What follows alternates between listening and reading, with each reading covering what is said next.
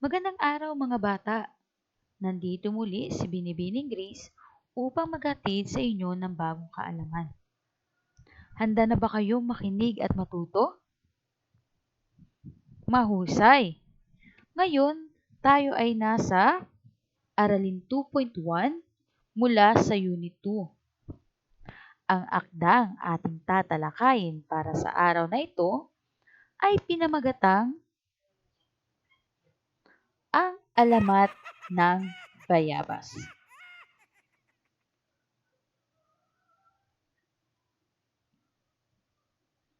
Nakabasa ka na ba ng alamat?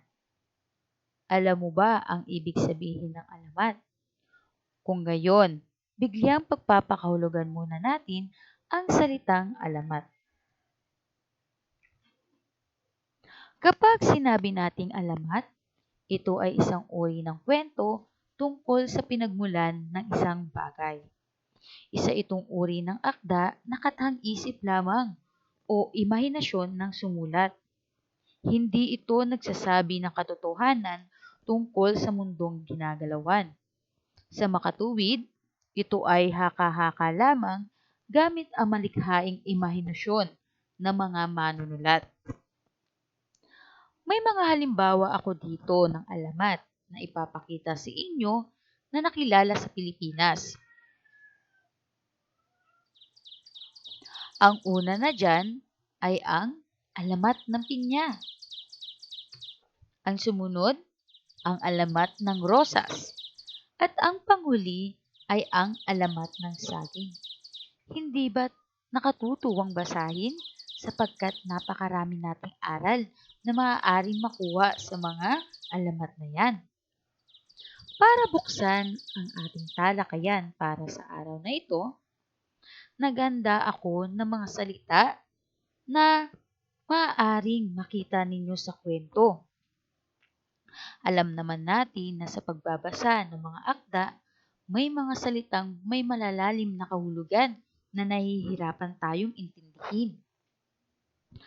Ngayon, para sa ating talasalitaan, panuto, piliin ang kahulugan ng mga salitang may salungguhit ayon sa ipinahihiwatig sa pangusap.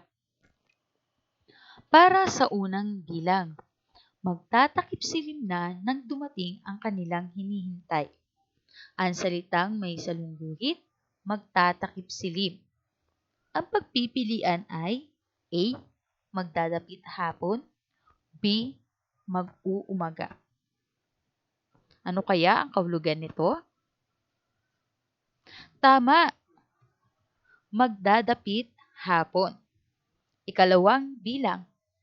Oras na ng kanyang paglalako ng pandesal dahil magbubukang luwayway na. Ang salitang may salungguhit ay magbubukang luwayway. Ano ang ibig sabihin nito? A. Magtatanghali. B. Magmamadaling araw. Mahusay! Ang kahulugan nito ay magmamadaling araw. Para sa ikatlong bilang, inalis ng diwata ang sumpa sa prutas. Ang salitang may salungguhit, sumpa. Ano ang ibig sabihin nito? A. Pangako. B. Masamang mahika. Tumpak. Ang ibig sabihin ay masamang mahika. Para sa ikaapat na bilang, maraming taong gahamang kaya't maraming naghihirap. Ang salitang may salungguhit, gahaman. Ano ang ibig sabihin nito? A. Sakim. B. Tamad. Tama! Sakim! Para sa ikalimang bilang, nahuli sa bitag ng mga ngaso ang isang malaking usa. Ang salitang may salungguhit, pitag. A. Patibong. B. Lambat. Ano ang ibig sabihin nito?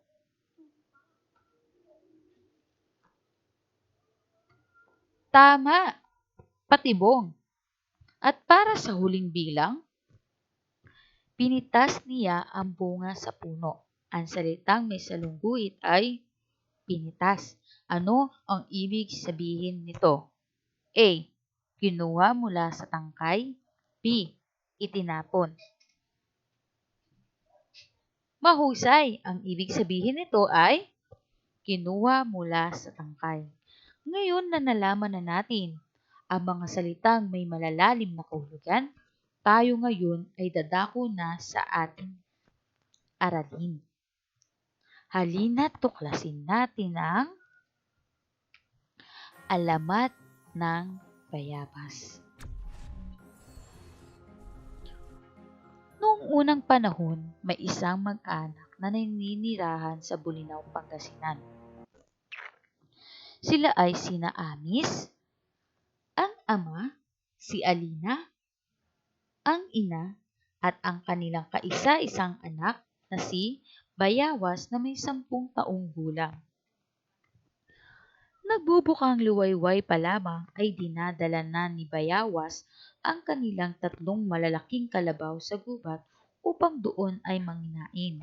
Binabantayan niya ang mga ito upang hindi matuklaw ng mga naglalakihang sawa sa gubat. Palibhasa'y dukha, halos araw-araw malamig na kanin lamang at tuyo o asin ang baon ni Bayawas. Kung minsan ay may masarap din siyang ulam, tulad ng inihaw na dalag na kanyang nahuhuli sa batis malapit sa gubat o kaya na may inihaw na ibon na nahuhuli niya sa kanyang bitag. Bago magtakip silim, ay iniuuwi na niya ang kanyang mga alagang hayop. Habang nasa gubat, umaakyat din siya sa mga punong kahoy na hitik sa bunga, tulad ng siniguelas, mangga, o duhat. Kaya't kahit nakulang siya sa baong ulam at kanin, busog naman siya sa mga bungang kahoy. Subalit, may isang bungang kahoy roon na hindi niya maaaring pitasin at kunin sapagkat ang prutas ay isinumpa. Ang nasabing bunga ay bilog na parang malaking kalamansi. Kapag nakita niyang naninilaw na ang dati berdeng-berdeng balat nito, alam niyang hinog na ito. Lalo tuloy siyang naglalaway kapag nalanghap niya ang mabangong amoy nito. Tila napakasarap ng mga ito habang nakikita niyang nakabitin sa mga mababang sanga. Naku, kay sarap siguro nito. Sana naman nakakain ka, ang nawika ni Bayawas. Hindi pa halos natatapos sabihin ng bata ang huling kataga, ay biglang dumagundong ang isang napakalakas na kulog na sinundan ng nakasisilaw na liwanag. Takot na dumapa sa lupa si Bayawas. "Tumayo ka, anak," ang narinig niyang wika ng isang mahina at malambing na tinig. Nangangatal na tumayo ang bata. Nakita niya ang isang pagkaganda-gandang babae na wari na babalot ng liwanag. Ito'y nakasuot ng isang mahaba at pughaw na damit. May maningning na korona sa ulo at may hawak na bastong may munting bituin sa dulo nito. "Huwag kang matakot. Ako ang diwatang nagbabantay sa kagubatang ito. Narinig ko ang iyong kahilingan at ipagkakaloob ko sa iyo. Dati-rati ay nakakain ang bungang iyan. Subalit dahil sa kasamaan at pagkagahaman ng mga tao, ang punong iyan ay isinumpa. Nalalason ang sino mang kumain niyan. Ikaw lamang ang maaaring mag-alis ng sumpang iyon. Maaaring makain muli ang bungang iyan sa isang kondisyon," ang paliwanag ng diwata. "Ano pong kondisyon, mahal na diwata?" tanong ni Bayawas. "Diligan mo ang katawan ng punong ito ng dugo ng isang asong itim. Gawin mo iyan bukas." At biglang naglaho ang diwata. Hindi makatulog si Bayawas ng gabing iyon. Sinong magbibigay sa kanya ng isang asong itim? Mayroon akong itim na tuta, ngunit hindi ko ito kayang patayin. Tanging ang mga maharlika at mga manggagamot lamang ng tributo ang may kayang bumili ng ganitong uri ng aso. Mayroon siyang isang tutang itim, subalit warang hindi niya mapapatay ito. Mahal niya ang kanyang alagang aso at katabi pa niya ito sa pagtulog.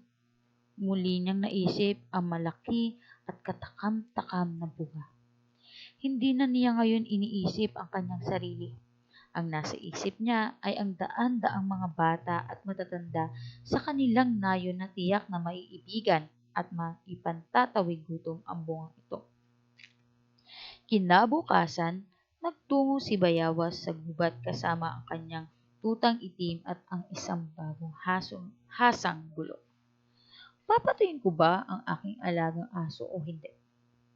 Ngunit mahugutom ang aking mga kanayon. Ibinaba niya ang tuta at mahigpit na hinawakan ang matalas na gulok at itinapat sa liig ng kawawang tuta. Ibaba mo ang gulok na iyan, Bayawas, ang narinig ng bata. Nagulat pa ito na makita ang diwata sa kanyang harapan. Natutuwa ako sa iyong ipinakitang pag-uugali. Hindi mo na kailangang isakripisyo ang iyong alagang tuta. Mula ngayon ay maaari nang kainin ang bungang ito. Ang nakangiting wika ng diwata. Heto, tikman mo ang isang ito. At inaabot ng diwata ang isang bunga. Walang takot na kinagat ng bata ang bunga. Napakasarap. Nag-aagaw ang tamis at asin ng bunga. Ipinatong ng diwata ang dulo ng hawak na baston sa puno.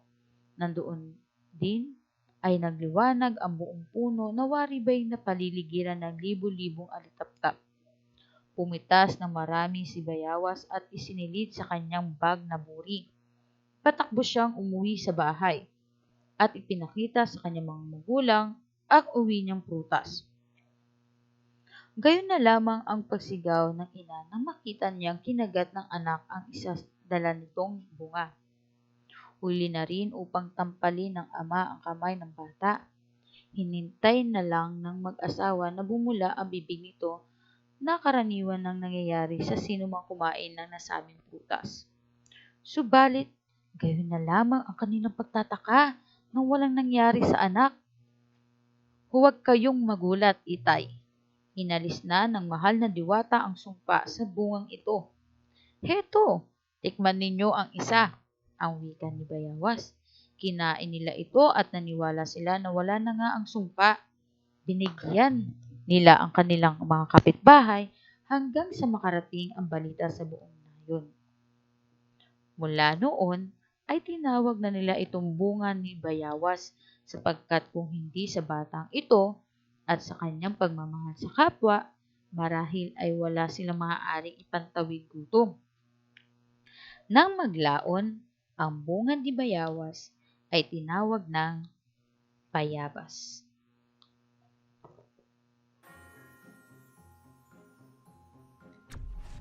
Ang alamat ng Bayabas.